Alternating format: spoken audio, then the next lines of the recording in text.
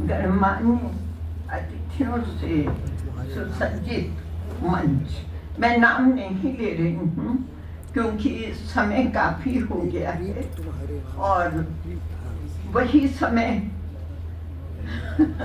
दूसरे काम में लगाऊं और सभागार में उपस्थित विद्वज्जन, साहित्यकार सभी का स्वागत, अभिनंदन। नव सृजन के आधार स्तंभ डॉक्टर योगेश और उनके साथ जो उनका पूरा एक ग्रुप है, वो सब साहित्य के प्रति समर्पित है और जिस तरह से वो सहयोग करते हैं, मैं क्या कहूँ, शब्द नहीं। आप सबकी ओर से मैं उन सबको आशीर्वाद देना चाहती हूँ, क्योंकि वो जिस तरह से एकजुट होकर के काम करते हैं, तो यही कारण है कि नव सृजन का हर कार्यक्रम बहुत सुंदर होता है, अच्छा होता है और मार्गदर्शक भी होता है। आज का दिन बड़ा महत्वपूर्ण है। प्रातः स्मरणीय परम दिव्य अन्यतम विभूति राम भक्ति शाखा के सर्वश्रेष्ठ कवि, अध्यात्म और संस्कृति के प्रसिद्ध साधक, वाणी के सम्राट तुलसीदास जी की जयंती है। आज वंदनीय तुलसीदास और रामचरितमानस का विश्व पटल पर भव्य वंदन अभिनंदन हो रहा है। हम यहाँ कार्यक्रम कर रहे हैं और मैं आपको बताना चाहती हूँ कि आज अमेरिका में भी कार्यक्रम हो रहे हैं और मुझे सारी सूचनाएं मिलती रहती हैं, तो बहुत इतनी प्रसन्नता होती है कि कितना परिवर्तन आ गया है। और आज नए भारत के स्वप्नदर्शी, जन जन के आदर्श, लोकप्रिय उपन्यास सम्राट प्रेमचंद जी की भी जयंती है। मुझे अमीनाबाद में जो अमीनुद्दौला पार्क है, उसके पास एक गली है और आज भी है, यद्यपि उसका स्वरूप बदल गया है, लेकिन वहाँ प्रेमचंद जी कुछ समय तक रहे थे। उस गली के दर्शन मैंने जरूर किए और मैं कभी नहीं भूल सकती कि मेरे पापा प्रेमचंद जी से मिलने गए थे और वहाँ उन्होंने प्रेमचंद जी को हिंदी की जो उनकी कहानी थी उसको उर्दू में अनुवाद करके सुनाया था, क्योंकि उनको उर्दू का बहुत अच्छा ज्ञान था। तो प्रेमचंद जी ने उनसे कहा था कि आप मुझसे मिलते रहिएगा तो उर्दू से हिंदी में भी करिएगा। तो मैं आज प्रणाम करती हूँ अपने पापा को भी और प्रेमचंद जी को भी। और आज ये बहुत ही पुण्य अवसर है कि साहित्य सृजन के प्रति समर्पित यशशेष परम आदरणीय श्रीमती शिवा गोस्वामी माया जी की 2 कृतियों का लोकार्पण हुआ है। मैं उन्हें नमन करती हूँ और आदरणीय प्रोफेसर गोस्वामी जी, उनको प्रणाम करती हूँ और उनके परिवार के सभी लोगों के प्रति श्रद्धावनत हूँ, क्योंकि सबके सहयोग से ही ये कार्यक्रम आज आयोजित हुआ है। मैं आदरणीय माया जी और उनकी सर्जना को भी प्रणाम करती हूँ। मुझे उनके दर्शन करने का कई बार सौभाग्य मिला। वे स्वर्णिम पल आज भी जीवंत हैं। उनकी आत्मीयता, उनकी विनम्रता, स्नेह, विद्वता और सादगी, मैं बहुत प्रभावित हुई थी जब पहली बार मिली। और सबसे ज्यादा आश्चर्य मुझे इसलिए हुआ कि विधि विशेषज्ञ, समर्पित शिक्षिका, घर परिवार की कुशल संचालिका और लेखनी की धनी आदरणीय माया जी ने सर्जना के लिए, इतना लिखने के लिए कैसे समय निकाला, यह आश्चर्यजनक है। और आज भी मैं सोचती हूँ कि जिस तरह वो आवभगत करती थी सबकी, कैसे वो समय निकालती थी लिखने के लिए, लेकिन उन्होंने निकाला और तभी ये 2 कृतियां हमारे सामने आई। ये उनका समर्पण भाव था साहित्य के प्रति। बहुत कम ऐसे उदाहरण आपको मिलेंगे कि जो विधि विशेषज्ञ हों और साहित्य सर्जना करें। एक हमारे गोस्वामी जी, मतलब मैं तो जहाँ जाती हूँ वहाँ ये बात कहती हूँ, क्योंकि ऐसे उदाहरण मिलेंगे ही नहीं। और वही बात माया जी के संदर्भ में भी मैं कहूँगी कि उन्होंने कैसे ये सब किया। आदरणीय माया जी के जो उन्होंने कौतुकी कान्हा सर्जना की है, क्योंकि काफी गहन चिंतन मनन हो चुका है, तो मैं अभी कुछ नहीं कहूँगी। केवल ये कि मुझे बहुत अच्छा लगा कि जैसे ही पृष्ठ पलटे तो मैंने देखा कि अगीत विधा के जनक, प्रवर्तक, समर्पित साहित्य साधक श्रद्धेय डॉक्टर रंगनाथ मिश्र सत्य जी का आशीर्वाद मिला और उन्होंने बहुत प्रशंसा की और लिखा, मतलब इसे मील का पत्थर उन्होंने कहा। और ये बताते हुए शिवाजी को अगीत विधा की कर्मठ सदस्या संरक्षिका कहा। ये मैं तो सोच ही नहीं सकती, बहुत बड़ी बात उन्होंने कही। बाकी चीजें तो सबने बताई कि क्या लिखा, क्या भाव है, लेकिन मैं तो यही शब्द पढ़ करके बिल्कुल आश्चर्य और भक्ति रस से आप्लावित इस सर्जना को साहित्य भूषण श्री हरिलाल मिलन जी का आशीर्वाद मिला है।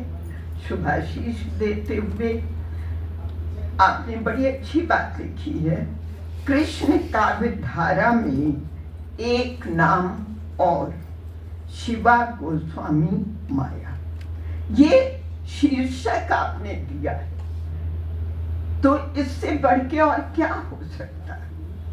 कितनी भी हम चर्चा करें, पर ये 2 बातें सर्वाधिक महत्वपूर्ण हैं और मैं समझती हूँ यही सबसे बड़ी बात है।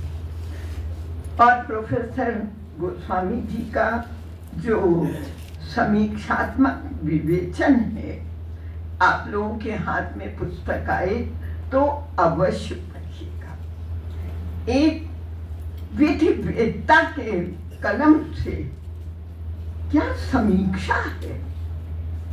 समीक्षा तो बहुत है, मैं भी करती हूँ, लेकिन आपने जिस तरह से की है, मुझे लगा कि उसमें कोई बिंदु छूटा नहीं, सब कुछ आपने लिखा और अपनी बात में माया जी ने अपने भावों और अपनी भक्ति भावना का बहुत ही सुंदर हृदयग्राही दिग्दर्शन कराया। अपने कन्हैया जी के चरणों में जिस प्रकार नमन और विनम्र निवेदन किया है, प्रणम्य है। भक्ति रस से आप्लावित अभिसिंचित कौतुकी कान्हा का शुभारंभ वाणी वंदना से हुआ है, जिसमें उन्होंने आशीर्वाद मांगा है। लिखती हैं, जन जन के सुख दुख लिख पाऊं, सब अपनी बीती लिख पाऊं, भावों को रस में सुधार दो। देखिए, भावों को भी सुधारने की बात की। भावों को रस में सुधार दो, नव रस की बारिश कर दो माँ, मेरी कठिनाई हर लो माँ, माया की वाणी निखार दो माँ। तो उन्होंने सब कुछ कान्हा जी से मांग लिया है, माँ सरस्वती से मांग लिया है, और उन्हें माँ बीना पानी का आशीर्वाद मिला। उनकी भक्ति भावना प्रगाढ़ होती गई और बाल्यावस्था से कृष्ण भक्ति में जिस तरह वो तन्मय रही, आश्चर्यजनक है।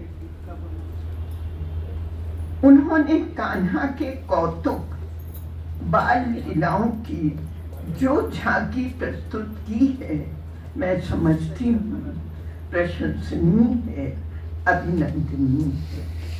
मोर मुकुट की शोभा अनुपम, कुंडल की छवि न्यारी, संग में उनके राधा रानी पहने गुलाबी साड़ी, मंद मंद मुस्कान से उनके माया उन पर बारी, मेरे दिल में बस जा प्रियवर, राधा संग मुरारी। अब इससे अच्छा भक्ति रस का और क्या हो सकता उदाहरण। अपने कन्हैया के चरणों में नमन करती हैं, प्रार्थना करती हैं। कभी देखिए, बहुत बड़ी बात कही, कभी आकर के गीता का सार बता जाना, जन्म जन्म तक जपूं तुम्हें मैं, ऐसा कुछ करवा जाना, माया को सब समझा जाना, बस अपना उसे बना जाना। ये भक्ति भाव है और भगवान कृष्ण के प्रति अनन्य भक्ति भाव की जो सुरम्य धारा आपने प्रवाहित की है, 213 अभिव्यक्तियों में, वो नितांत अभिनंदनीय है और पठनीय भी है। एक और बात मुझे बहुत अच्छी लगी कि उन्होंने शब्द की महिमा के बारे में लिखा, जो प्रायः लोग नहीं लिखते। शब्द ही अंत है, शब्द ही आरंभ है, शब्द ही जीव है, शब्द ही ब्रह्म है, शब्द ही प्यार है, शब्द ही जीवन का अवलंब है। तो मुझे बहुत अच्छा लगा कि उन्होंने शब्द के बारे में बात की। मुझे लगता था शायद हम भाषा विज्ञान में ही शब्द के बारे में पढ़ाते थे, लेकिन उनकी ये पंक्तियां पढ़ने के बाद मुझे लगा यदि कहीं आवश्यकता हुई तो मैं इन 4 पंक्तियों को उद्धरण रूप में अवश्य प्रस्तुत करूंगी, क्योंकि कहाँ भक्ति भावना और कहाँ शब्द के प्रति ये समर्पण भाव, बहुत बड़ी बात है। और कहानी संग्रह, जीवन के रंग अपनों के संग, 41 कहानियों का अनुपम संग्रह।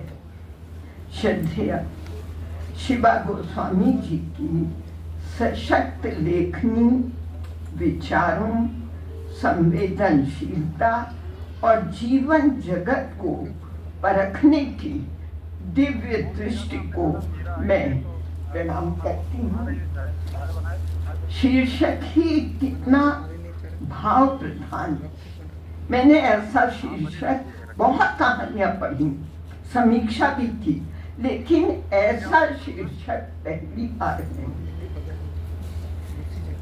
और सत्यता की परख का जीवंत उदाहरण है।